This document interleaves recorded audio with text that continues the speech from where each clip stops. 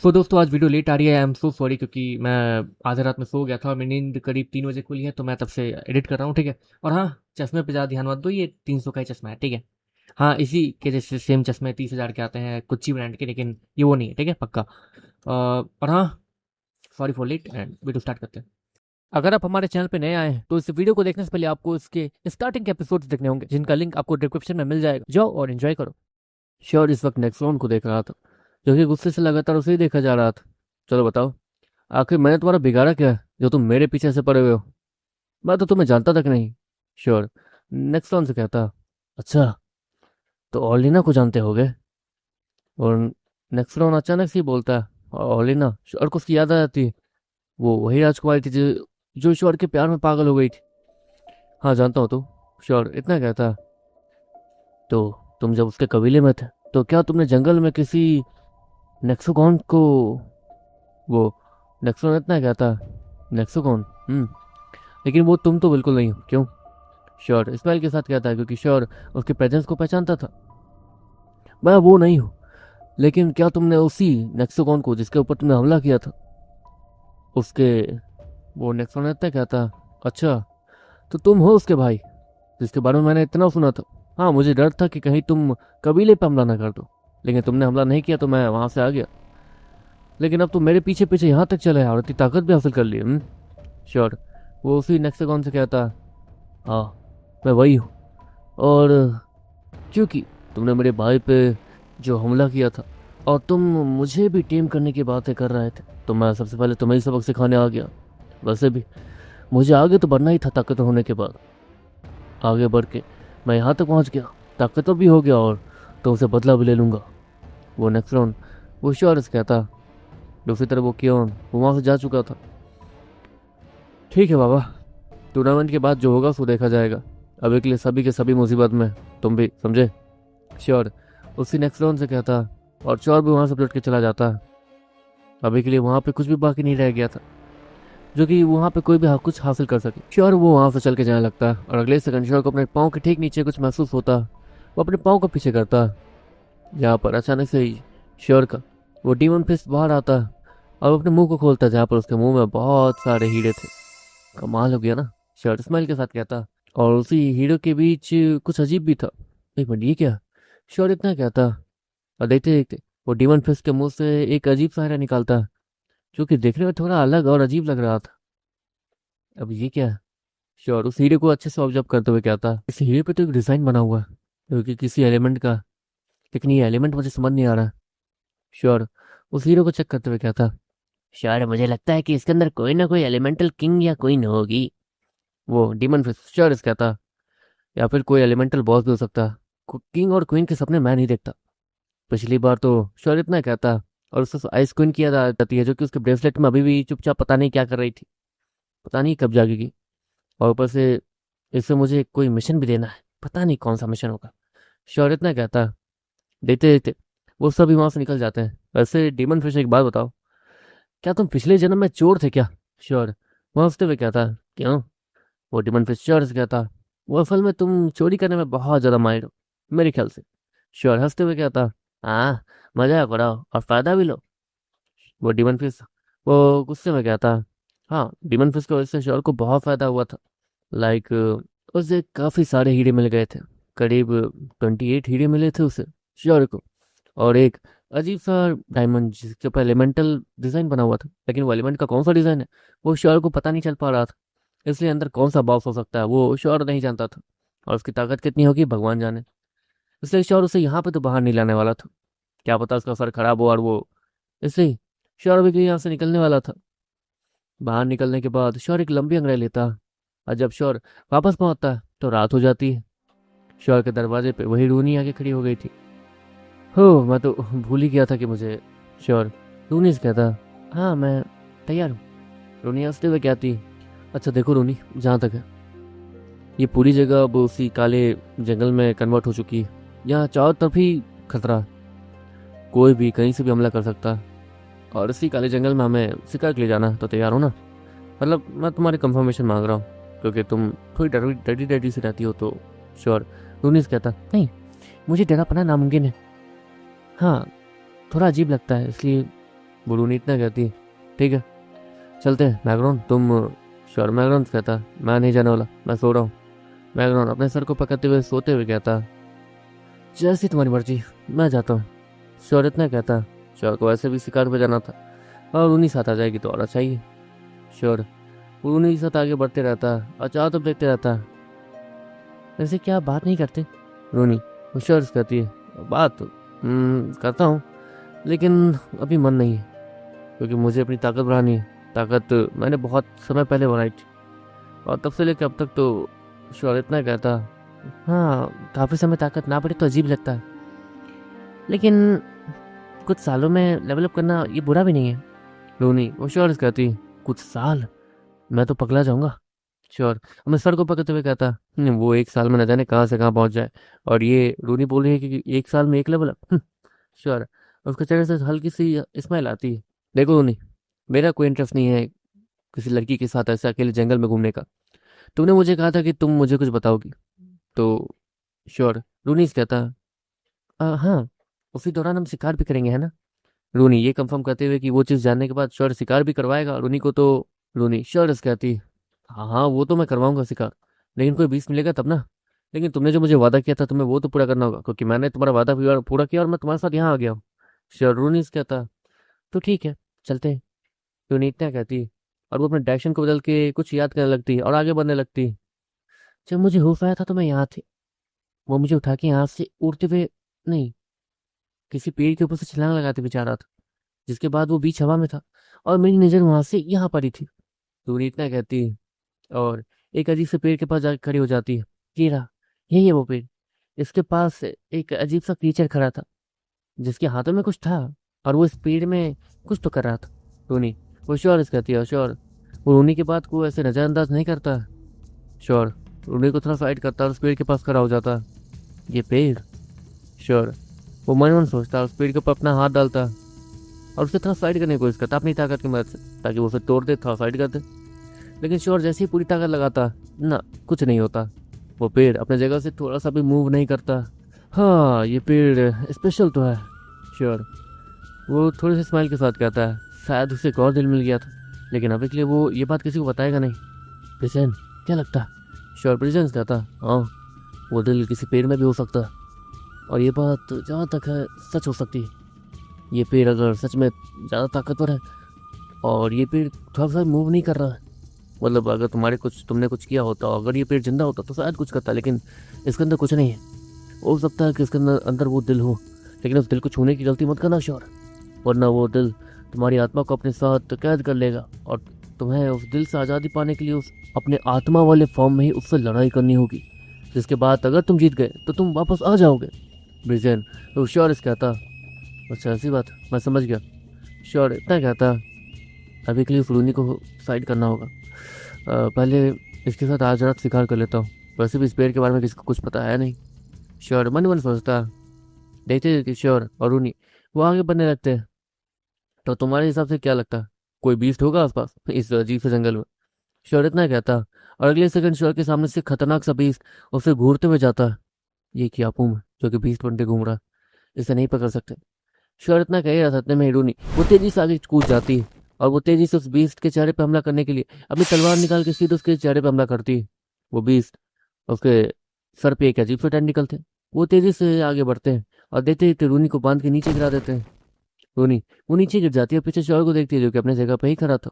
देखो मैं उस बीस्ट को जानता हूँ, वो बुरा नहीं है। श्योर इतना ही कहता है और उस बीस्ट को आगे जाने का इशारा करता है, जिसके बाद वो रूनी को छोड़ के आगे चला जाता है। आप बीस्टों से बात करते हो? वो रूनी श्योर कहती, हाँ श्योर वो अपने सर को खुजाते हुए कहता, अच्छा तो माफ करना, मैं जानती नहीं थी कि वो आपका दोस्त है। रोनी वो श्योर कहती है और खड़ी हो जाती है, लेकिन उसके पाँव में जो चोट थी वो थोड़ी गहरी थी, जिसकी वजह से वो ठीक से खड़ी नहीं हो पा रही थी। श्योर उसके पास जाता है, उससे खड़े होने में मदद करता है, जिसके बाद वो लोग काफ़ी देर तक आगे चलते रहते हैं। देखो रोनी, हमें ज़्यादा जंगल के गहराई में नहीं जाना चाहिए, यहाँ पे ताकतवर क्रीचर भी घूम रहे हैं ना, वो हमें कुछ समझते नहीं है, इसलिए वो सामने नहीं आ रहे हैं। लेकिन इसका मतलब ये नहीं कि उनका सर नहीं खराब होगा, क्या पता उन्हें भूख लगे और हमें खाने आ जाए। तो अभी के लिए इससे आगे नहीं बढ़ेंगे हम लोग, वापस चलते हैं क्यों? श्योर रूनीस कहता, हाँ रूनी बेचारी, वो ना ही शोर से बातें कर पा रही है और ना ही उन्हें कोई बीस्ट मिल रहा था कि वो और शोर साथ में कुछ शिकार वगैरह कर सके। उदास सा चेहरा लेकर वो दोनों पीछे मुड़ते हैं और जाना शुरू कर देते हैं। वैसे घबराओ मत, वापसी में भी हो सकता है कोई बीस्ट हमें मिल जाए। श्योर, रूनी से कहता और उन्हें अपने सर को हाँ मिलाती। अगली सेकंड श्योर, उसको कुछ अजीब सा महसूस होता। रूनी, हमें छिप जाना चाहिए। श्योर इतना कहता, पर क्यों? रूनी इतना कहती, अगले सेकंड श्योर उसका हाथ पकड़ के उसे तेजी से एक बड़े से पेड़ के ऊपर ले जाता और उस बड़े से पेड़ के पीछे एक तना था जहां पर वो दोनों छिप जाते हैं। पर हुआ क्या? रूनी वो श्योर से शांति से कहती, शांत रहो, यहाँ पर कोई है जो आ रहा है, शायद ताकतवर है। श्योर, वो रूनी से कहता। रूनी अपने सर को खुजाती है क्योंकि उससे तो कुछ महसूस नहीं हुआ था, और श्योर जहाँ तक है उसके जितना ही लेवल है उसका, फिर भी श्योर उसे पता चल पा रहा है और रूनी उसे पता नहीं चल पा रहा है यहाँ क्या हो रहा है। देखते ही देखते वहाँ पे किसी के कदमों की आवाज़ आती है। ये कदमों की आवाज़ तो बहुत ज़्यादा हल्की है, मतलब कोई छोटा है। वो रूनी श्योर से कहती है, इसलिए तो छिपा हुआ हूँ। श्योर मैं सर को पकड़ते हुए कहता। देखते देखते वहाँ पर बीच में एक छोटी सी प्यारी सी बच्ची चलती हुई आती, जिसके हाथों में एक छोटा सा प्यारा सा बीस्ट था जो कि काले रंग का था, उसकी आंखें लाल थी। प्यारा सा बीस्ट। ये तो बच्ची है, ये तो यहाँ खो गई है शायद, इसे रूनी इतना कहते हुए नीचे जाने लगती है। अच्छा, एक बच्ची यहाँ तक आ सकती है? नहीं ना, ये एक बीस्ट है, समझी? श्योर रूनी को रोकते हुए कहता, वरना रूनी उसे बच्ची समझ के उसके पास जा रही थी। लेकिन श्योर तो जानता था कि वो एक सच में एक बच्ची है, लेकिन असल में वो डीमन टेमर भी है, जो कि उसे और ज़्यादा खतरनाक बनाता था। यदि छोटी बच्ची डीमन टेमर बन गई तो इससे ज़्यादा और खतरनाक बात क्या ही होगी। जाहिर सी बात है कि उसने इस पावर को हासिल करने के लिए बहुत ज़्यादा ताकत और बहुत कुछ सहा भी होगा। हाँ, जहाँ तक है, मैं इसके सामने तो नहीं जाने वाला हूँ। ये बच्ची है लेकिन खतरनाक है। श्योर इतना कहता। और जहाँ तक ये दिल, हाँ, उस दिल को ढूंढना है इसलिए मेरे पास आई होगी। और जहाँ तक है वो एडुकन, वो भी मुझे ढूंढते हुए आ जाएगी। इन सभी के चंगुल से पहले निकलना होगा। श्योर मन मन सोचता। देख देख तो वो बच्ची अपने चारों तरफ देखती। ओहो, मैं तो यहाँ आपके लिए आई थी, आप भाग गए। वो वो बच्ची अचानक से श्योर की तरफ देखते हुए कहती है, अरे यार, उसने मुझे देख लिया। श्योर इतना कहता, उसने तुम्हें देख लिया, अब क्या करें? रूनी वो श्योर से कहती, लड़ना होगा है ना? रूनी वो फिर से कहती, अरे लड़ना नहीं है, नहीं। श्योर इतना कहता और देखते देखते वो रूनी को वहीं छोड़ के आ जाता। ओह, तो आपकी भी गर्लफ्रेंड है? वो रूनी वो ऊपर जैसी ही सुनती है उसे अजीब लगने लगता। मेरी कोई गर्लफ्रेंड नहीं है। और तुम्हें क्या लगता है मेरी भी गर्लफ्रेंड है? मतलब मेरी कोई गर्लफ्रेंड बन नहीं सकती क्या? श्योर उस बच्चे से कहता, आपकी जैसी शक्ल है, उसे देख के तो। वो वो बच्ची श्योर का मजाक उड़ाते हुए कहती, देखिए, मुझे जो है ना, मुझे उस दिल के बारे में जानना है, और आपका जो वो दोस्त है, अब तक उससे काफ़ी चीज़ें पता चल गई होंगी है ना? वो बच्ची श्योर से कहती, एक मिनट एक मिनट, वो इंटेलिजेंट है, अंतर्यामी नहीं, जो उसे सब कुछ पता चल जाएगा। उसे कम से कम कोई हिंट तो मिले। श्योर वो ब्रिजन को बाहर निकालने से पहले रूनी को देखता, जो कि अपने जगह पे थी। अरे यार, इसके सामने तो मैं। श्योर इतना कहता, सुनो, किसी अकेली जगह चलते हैं। वो मुझसे जुड़ी हुई नहीं है, वो बस मेरे साथ शिकार के लिए आई थी। श्योर उस बच्ची से कहता, ओह, शिकार के लिए? वो बच्ची फिर से कहती, तो मेरा सर खराब कर रही हो, कहा ना वो मुझसे जुड़ी नहीं है, चुपचाप यहाँ से चलते हैं अभी के लिए। श्योर इतना कहता और रोनी को वहीं रहने का इशारा करता। और देखते देखते श्योर और वो बच्ची एक अकेली जगह चले जाते जहाँ पर ब्रिजन बाहर आता। ओह, मुझे अब तक कोई भेंट नहीं मिला, समझी? वो ब्रिजन उस बच्ची से कहता, सच में? मैं एक हिंट दे सकती हूँ। वो बच्ची वो ब्रिजन से कहती, हाँ दो। वो ब्रिजन वो बच्ची से कहता, ये बच्ची क्या हिंट देगी वो ब्रिजन को? जहाँ तक है, मैंने जंगल के ईस्ट वेस्ट के थोड़ा आगे जाकर कुछ महसूस किया था। एक अजीब सी गर्माहट जो कि नीचे ज़मीन से निकल रही थी। मुझे लगा कि किसी लावा पूल के अंदर या फिर लावा लेक के अंदर वो दिल हो सकता है। मैंने नीचे तक खुदाई की, लेकिन मुझे कुछ नहीं मिला। जाहिर सी बात है कि वो लेक इतनी आसानी से किसी को मिल नहीं सकता है ना? वो बच्ची वो ब्रिजेन से कहती है और ब्रिजेन कुछ सोचने लगता, जब तक मैं वहाँ पहुँच नहीं जाता तब तक मैं इतनी आसानी से कुछ पता नहीं लगा पाऊंगा। बस तुम्हारी बातों के मदद से मैं कुछ पता नहीं लगा सकता, मुझे खुद वहाँ जाकर देखना होगा। वो ब्रिजेन उस बच्ची से कहता, मैं ले चलती हूँ। वो बच्ची ब्रिजेन से कहती, अभी नहीं, अभी हमारे पास इतना समय नहीं है, अभी वहाँ जाने के लिए थोड़ा समय चाहिए। वो ब्रिजेन इतना कहता। पर क्यों? वो बच्ची। और फिर समझ नहीं आता कि वो लोग अभी क्यों नहीं जाना चाहते। देखो बच्ची, जहाँ तक है वो दिल कोई नॉर्मल दिल नहीं है। उस दिल की प्रेजेंस सभी लोगों को वहाँ खींच ले आएगी। और बहुत बड़ी बड़ी परेशानियां भी हो सकती हैं। जैसे पिछली बार की तरह वो ताकतवर लोग वहां आ गए तो तुम्हें फिर से उस दिल को छिप के हासिल करना होगा, जिसमें तुम्हारी जान भी जा सकती है। क्यों? श्योर उस बच्चे से कहता। हाँ, जान जा सकती है, लेकिन वो बच्ची इतना कहती और चुप हो जाती।